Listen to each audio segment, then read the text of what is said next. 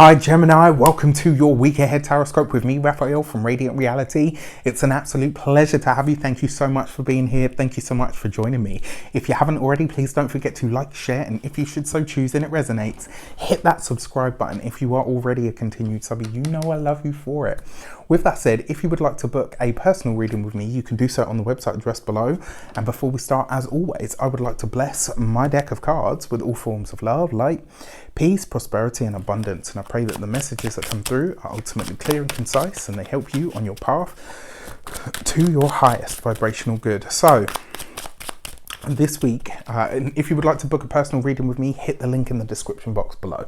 Before we go into it, your key to the week is the Lovers card. This is your card, right? This is the card that represents you in your zodiacal energy. And this is great because whenever your card comes up for you in a reading, whether this is your court card specifically or your major arcana correspondence, it means that there's something about your energy that is expressing itself in its authentic truth, which is brilliant. It's always a great place to be because when you come from that place of authenticity, the universe can but meet you there with anything or anyone that vibrates or resonates at exactly the same level so that you can truly welcome into your life the things that you want and need.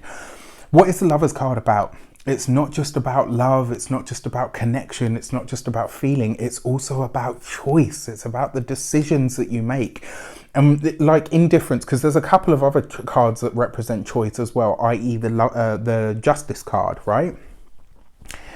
The Lovers card, sorry, braces. The Lovers card is where you make the choice. It suggests the moment that you're making that decision, where you're choosing between this and that, where you're having to look at the options and weigh them up so that you can make that final choice. And you know, the fact that this is infusing your week, you are going to be presented with the thing that Geminis love most: options, right? So for your actions and options, you have the Nine of Wands. So here's the thing, right? This week, Gemini, you are going to have your moment to speak. This is going to be a week where you really get to talk about something that has either hurt you, something that has frustrated you, something that has upset you.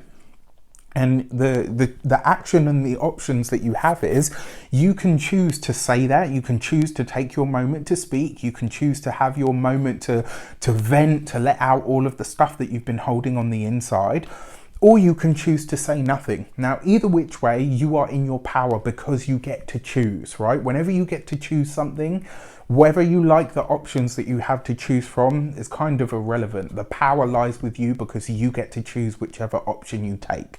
So on, you know, the fact that it is the Nine of Wands, it means that this week you will be given the opportunity to speak your truth, to say something that you've wanted to say for a long time. Maybe you've been censored, maybe you've been edited, maybe you haven't had the moment or the opportunity to say something that's really been weighing on you. This week you get to do that. Now, one thing that I say about venting, especially if you want, you know, if you've been waiting and you think, right, now that I've got my moment, I'm going to rip you apart, you know, do you know what I mean? And it just all comes spewing out. Sometimes just knowing what you could say, that does it enough, right? Sometimes just knowing what you could say is enough. Sometimes it says, you know, that silence of just kind of looking at someone to let them know, you're like, you know what I could say here. And sometimes that says more than anything that your words could say, right? On the other side of this, if you have needed that vindication, if you have been waiting for it, you know, if you've been in some sort of battle or a war, and I know you guys have been through it over the last, let's say 6 months, and it's not going to be an easy ride of it over the next 18 months because you've got the nodes in your sign, right? Bouncing, those eclipses are now going to be bouncing back and forth between Sagittarius and Gemini. So if this is that moment for you, take it with pride, but remember to do what Geminis do best. Deal with the facts, because the second you put your emotion in it, that's when people then, unfortunately, even if it is right, if you are vindicated in that, sometimes people take that and they're like, oh, well, they're just getting emotional, so that's what it's about. Do you know what I mean? So deal with the facts, take the emotion out of it, be cold, hard, and analytical. And by doing so, when you have your moment to speak, your message will hit home that much deeper. For your communications and conversations, you have the Knight of Pentacles. What a beautiful card to have here, because this is about you no longer looking at the experience that you're having, or the experience that you've had, should I say.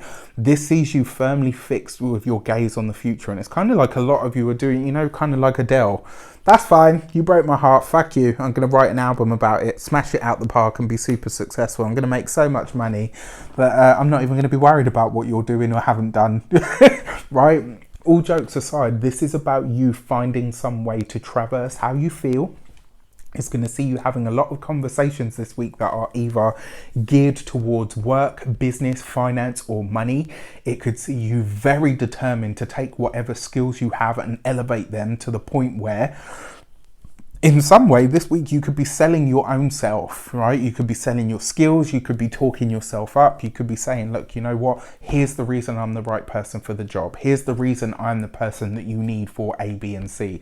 But it sees the conversations that you're having. They all have a purpose. They all have a meaning. It's kind of like you're very focused on where you want to be, and everything that comes in between that is either a blessing or a hindrance, and you are very aware of which one it is. And you are making all the right choices for you. For your money and materials, you have the Nine of Swords. Not a great card, not an easy card either, right? So when it comes to finances this week, you could find, you've got two nines here as well. When it comes to finances this week, you could find that you are maybe something that you've purchased, maybe you're gaining some sort of, this week you could be having some sort of buyer's remorse. So that's something that you want to look at. If there is a big purchase that you're about to make, or there is something that you've already bought and it's not fit for purpose or fulfilling, this week you could be suffering that buyer's remorse energy. When it comes to your money and materials, I caution against any impulse buying or emotional financial spending. All right. When it comes to the home, again, I'll be honest with you, it looks like a lot of you are either thinking about where you're going to go next, or what place kind of holds more sway for you. And then finally, for your physical health, I'm going to be honest with you, health looks like it might be the thing that takes up a lot of your time and energy this week. So this is a week for you to get good sleep, really look after yourself, and if you can avoid public transport this week, I absolutely would. I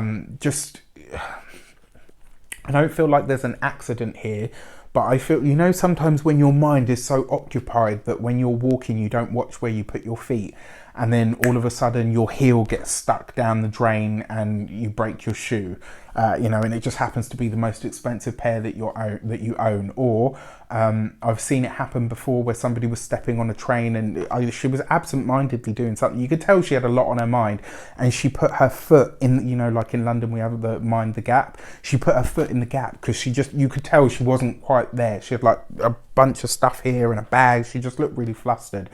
This could be a week like that, where if you're not necessarily the journey itself is going to be hazardous, but you getting onto or away from the journey could be hazardous in and of itself. So if you can avoid kind of any travel like that, please do so. For your love and relations, you have the Eight of Swords. This is a tough week for you guys, right? But with your Eight of Swords, for those of you that are single, this could see you really consider, especially for those of you that are single that are newly seeing someone, or there's someone that's kind of there. It looks like you guys are going to be having a conversation this week where you're figuring out what you are and what you're not. All right. For those of you that are partnered, this could see you really asking yourself if this person is the right one for you. It looks like a week of big decisions ahead of you. It looks like you are having to choose. You're having to make those choices this week.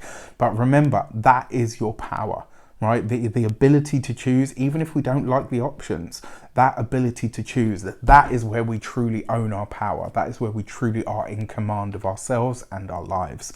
With that said, I wish you an abundance of all of that good stuff. I truly hope that you traverse this week and it is easy for you to make all of the right decisions for you. All right. With that said, take care and I'll see you soon.